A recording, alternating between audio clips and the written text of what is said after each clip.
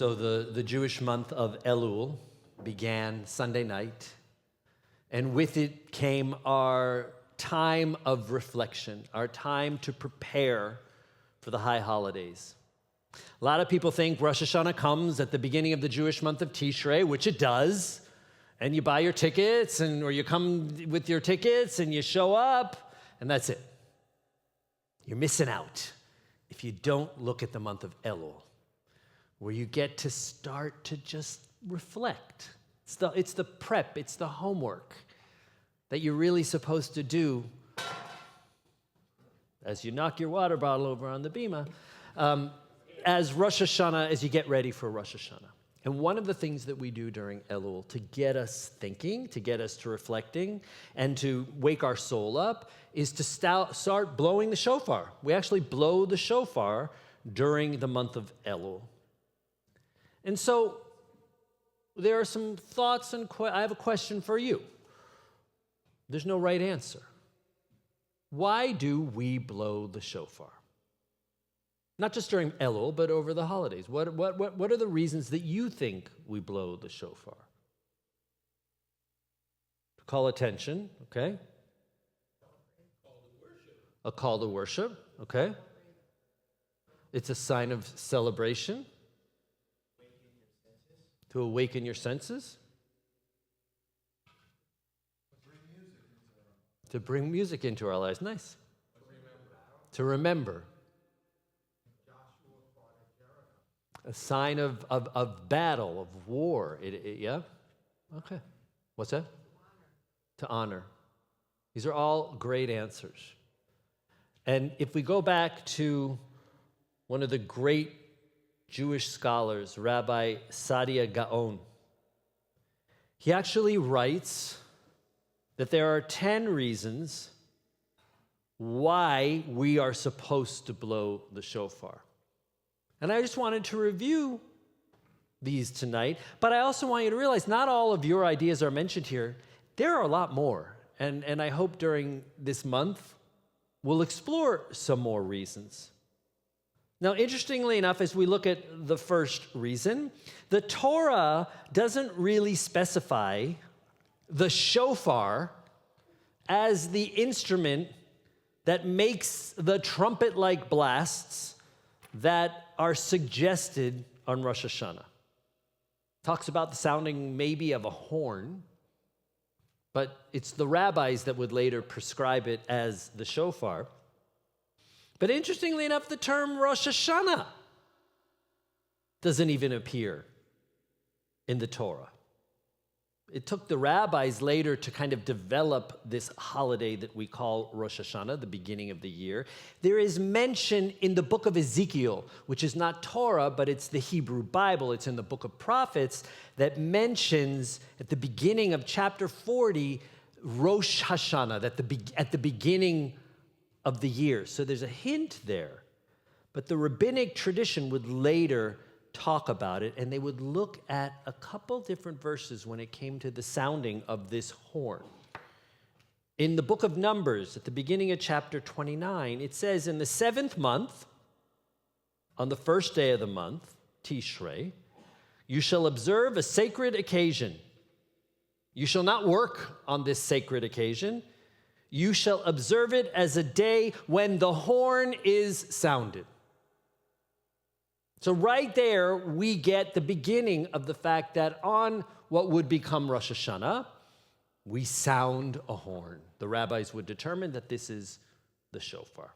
And later on, or earlier in the book of Leviticus, it says, speak to the Israelite people in the 7th month, Tishrei, on the first day of the month, you shall observe a complete rest, a sacred commemoration celebrated with loud blasts.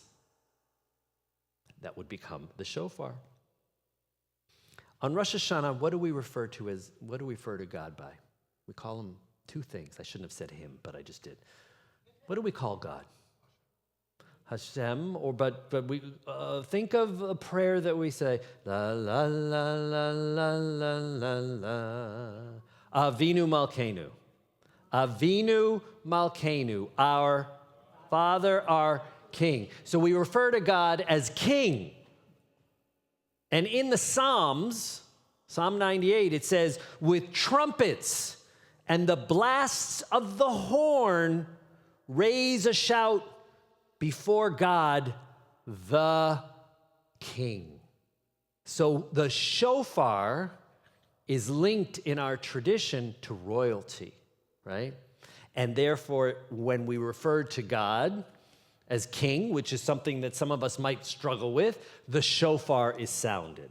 So that's kind of the first idea that Saadia Gaon talked about, that we sound the shofar because it's connected with this first day of the month of Tishrei. And on this first day of the month of Tishrei, we honor God, who is seen as the ruler, the king. Now, let's get a little bit more spiritual. The second reason is that the sound of the shofar, we're taught, awakens sleeping souls. That during the year, our neshama, the essence of who we are, gets tired. Can you blame it? Right? And the shofar, I've always referred to it as the spiritual alarm clock. That sound, and for many of us, the sound of the shofar reminds us maybe of parents and grandparents and great-grandparents, and we think of certain synagogues and settings that we've been in. It's there to remind us and also awaken something deep inside of us to get to work, and that's why we start sounding it on Elul. The third reason, Saadia Gaon says, is that it evokes the shofar blasts that we heard in our earliest of days. I think Alan said we remember. That's what the shofar is. So the first, if you look at the fact that Judaism says our souls are immortal, our souls have been around forever, where's the first time the Jewish neshamas heard the shofar? Mount Sinai, which is in Genesis, right? You're both right. At Sinai, when God reveals the Ten Commandments, it says there was a very loud blast. Very loud blast. So the shofar was there at the very, very beginning. The fourth one, a little bit of a challenging one, is that the sound of the shofar echoes the cries of the prophets. Anybody know what the prophets, what their job, like Jeremiah and Ezekiel and Isaiah and all of that, what were they interested in doing? What was that? Spreading word of the God for what reason? What were the people? How were the people behaving? Badly, right? And the prophets would go out and say, guys, you're messing up. You're going to get zapped if you don't change your ways, right? I mean, we don't all love that theology, but what are we there to do on Rosh Hashanah and Yom Kippur? We're there to realize, we got to grow and change and evolve in the year that is starting. And so the sound of the shofar is supposed to, Saadia Gaon says, to remind us of the cries of the ancient prophets who said the same thing to the ancient people. You got to become better. And that's our goal on Rosh Hashanah and Yom Kippur. And we're supposed to start thinking, making lists. How can we become better in the new year? Somebody mentioned this. Number 5, the sound of the shofar is also a sound that was made when there was war, when there were invaders coming in, right? Now, what in the world does this have to do with Rosh Hashanah and Yom Kippur? Why would we want a sound of war associated with Rosh Hashanah and Yom Kippur? All right, so remembering and reflecting, important. Yep. What else? Is there any battle that goes on Rosh Hashanah, and an internal battle, right?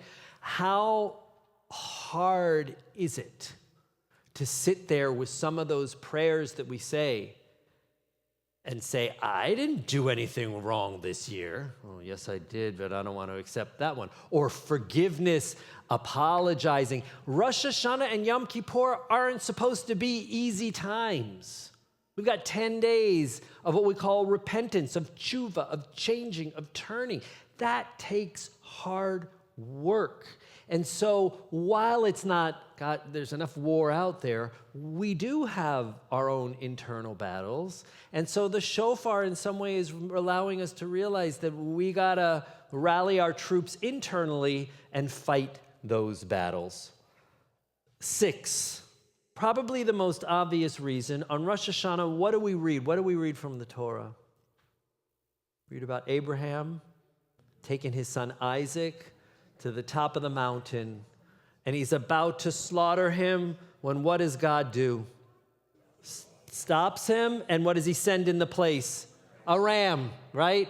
So the ram's horn is a reminder of that almost sacrifice.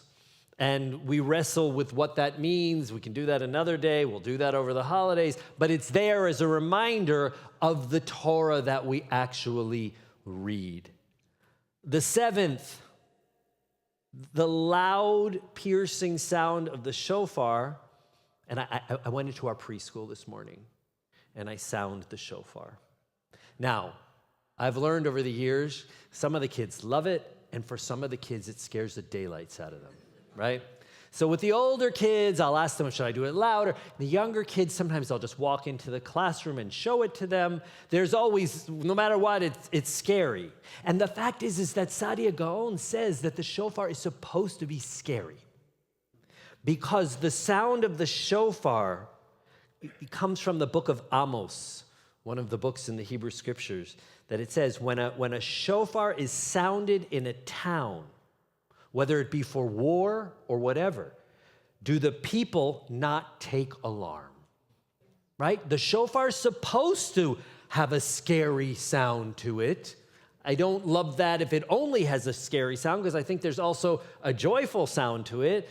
But it's a sound that says, hey, get your act together. It's time to do some serious holy work. Number 8, and this is where we get mystical here. Remember, Judaism believes in the Messiah. Not the Messiah our friends at the church believe in, right? They took that idea from us. We believe that a Messiah, or what we call Moshiach, will come one day. And when the Mashiach comes, what will we hear? The shofar will be sounded. So, not that, on Pesach, we wait for Elijah, and Elijah comes, and then the Messiah would come. That's why we want Elijah coming in the door. We want to live in perpetual Pesach. But I hope in the world to come that we'll get to eat bread again, right? But we're not necessarily hoping for Moshiach, the Messiah, to come on Rosh Hashanah Yom Kippur, although it would be nice. But we're putting out a reminder of hope. That's where I say the shofar, yes, it can be a sound of alarm, but it can also be a sound of hope that things are going to get better.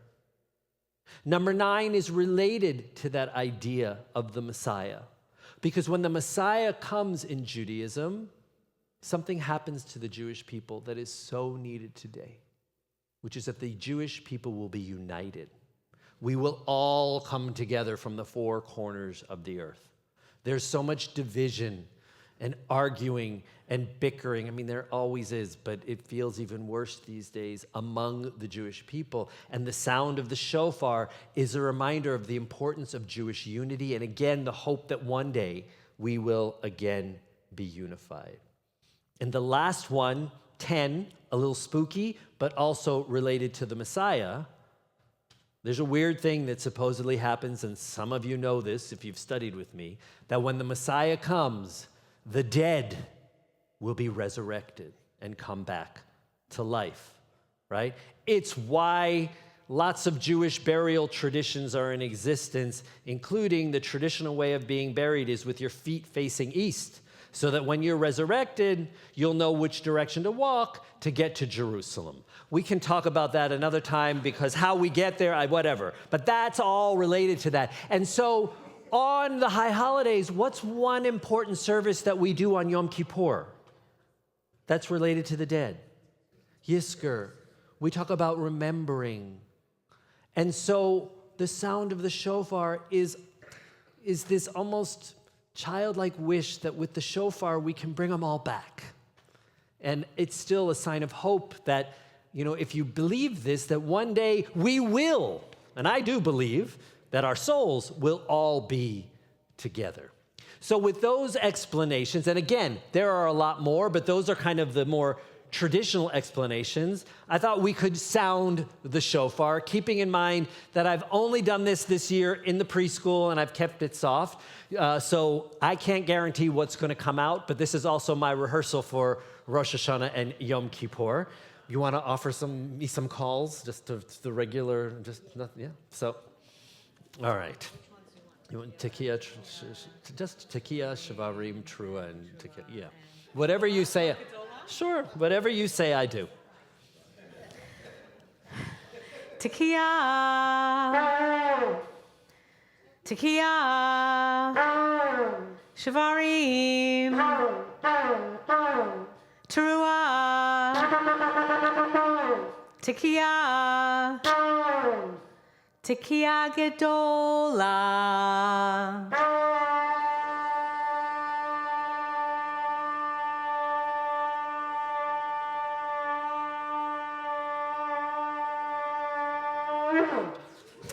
Yashakwa. That's not bad for the nice. first time.